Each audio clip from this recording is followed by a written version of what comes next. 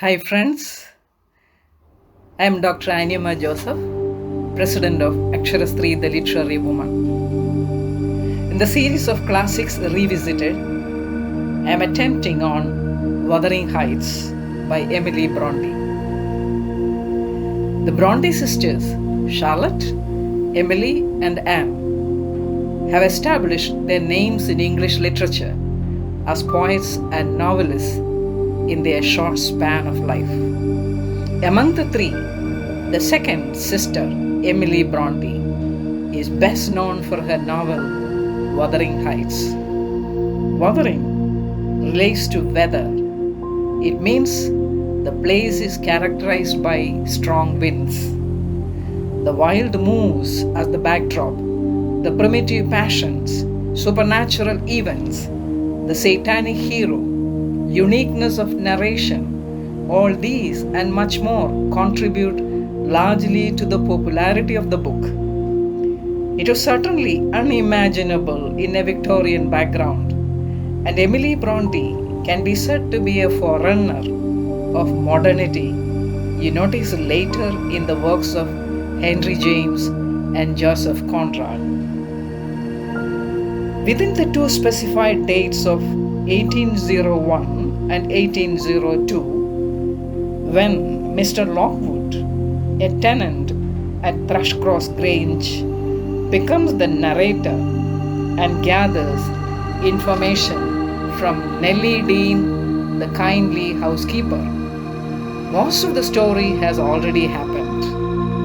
When he visits his landlord, Mr. Heathcliff, who lives in the storm-battered old farmhouse known as Wuthering Heights, he gets a very hostile reception from both his dogs and himself.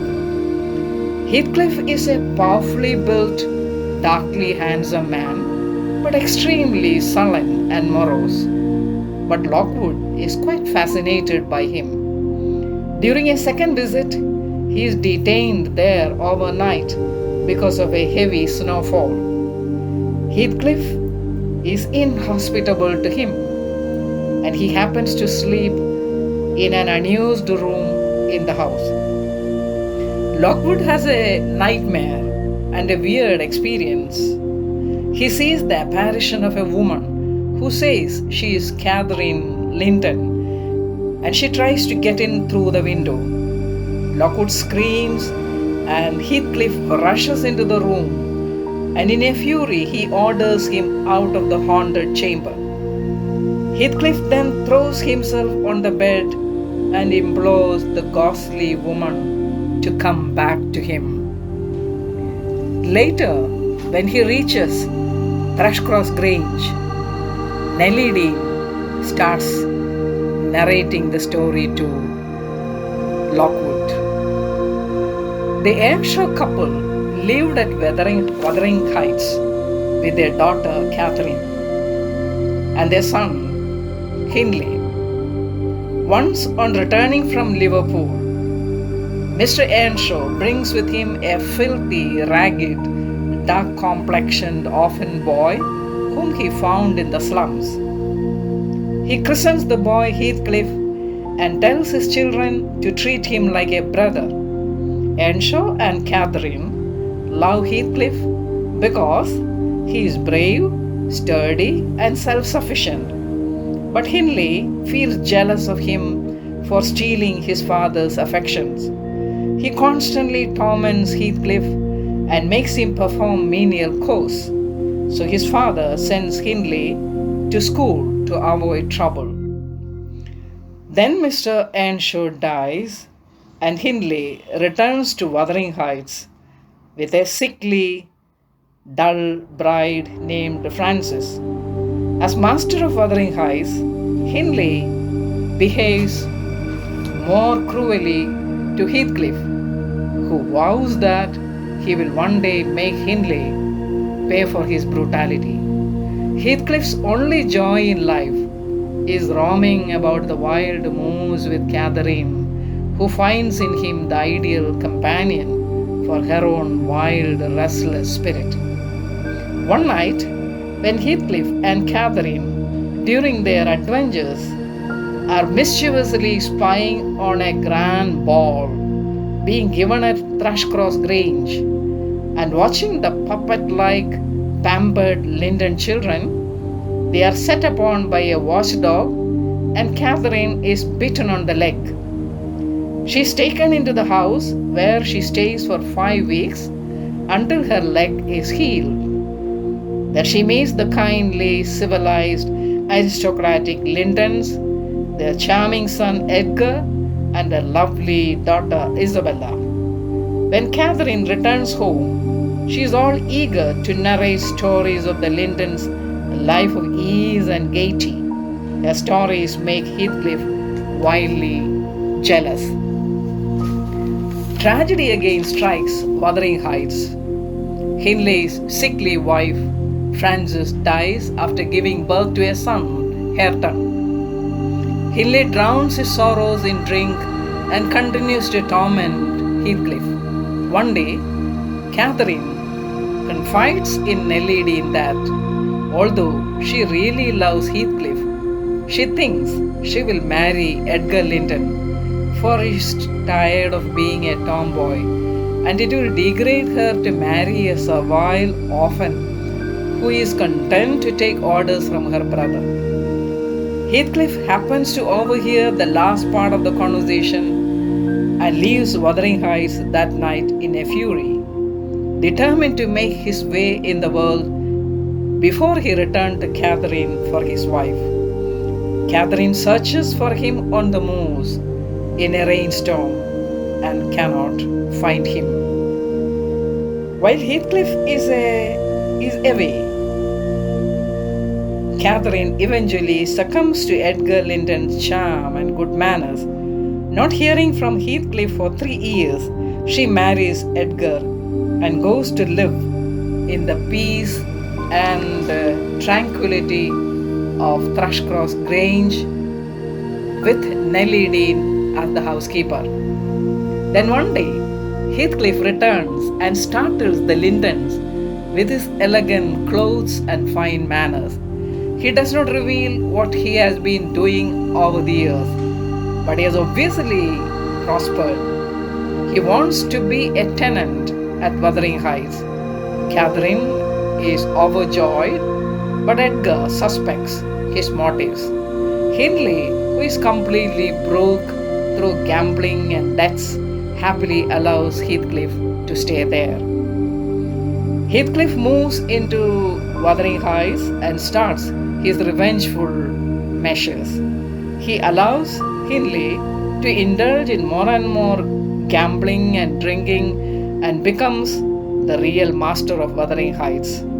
He wins Isabella, Edgar's sister, to his side during his visits to the Lindens and makes her elope with him to Wuthering Heights. But it is only part of his revenge on Edgar, and he ill-treats her. Thrushcross Grange is barred to Heathcliff. One day, he hears that Catherine, who is in child labor, is suffering from fever. With the help of Nellie Dean, he meets her on her bedside. Catherine confesses to Heathcliff that she was wrong in marrying Edgar when she really loved him. There happens a tender reconciliation between the lovers after their initial grudge on betrayal. Soon she dies after giving birth to her daughter, Cathy Linton. Heathcliff, consumed with guilt and frustrated love, calls upon Catherine's ghost to haunt him forever. Meanwhile, Isabella Linton, completely disillusioned with Heathcliff, is aware of his true motives in marrying her and leaves for London, gives birth to a son, Linton. Hindley dies having mortgaged all of Wuthering Heights to Heathcliff. Now being the complete master of Wuthering Heights, Heathcliff continues his revenge upon Hindley's son, Hareton. He brings him up in the most ignoble and brutal way. After 12 years in London, Isabella dies. Her brother adopts her son, Linton, But Heathcliff demands that his son must live with him at Wuthering Heights. Heathcliff manipulates the weakly Linton to marry Cathy to inherit Edgar's property as well. When Cathy comes to Wuthering Heights to visit her cousin Linton, Heathcliff imprisons her for 5 days until she consents to marry the invalid Linton. Edgar's health declines fast. His plan to disinherit Cathy and thwart Heathcliff's plans does not materialize because of Heathcliff's cunning intervention. Edgar dies soon. Cathy then becomes solely dependent on Heathcliff, who is now the owner of both Wuthering Heights and Thrushcross Grange. Very soon, young Linton dies. Hareton and Cathy spend time together and she starts teaching him. Hareton was an uncouth boy, as he had been brought up as a complete brute by Heathcliff. Now, Heathcliff has no more desire to ill-treat Hareton. In fact, he seems to like him as he strongly resembles Catherine. Heathcliff no more entertains any desire for revenge. He starves himself for 4 days, being sick of his vengeance and yearning to be united in death with his lost Catherine. When Lockwood comes again, he visits the local cemetery and he finds Catherine's grave between her husband's and Heathcliff's.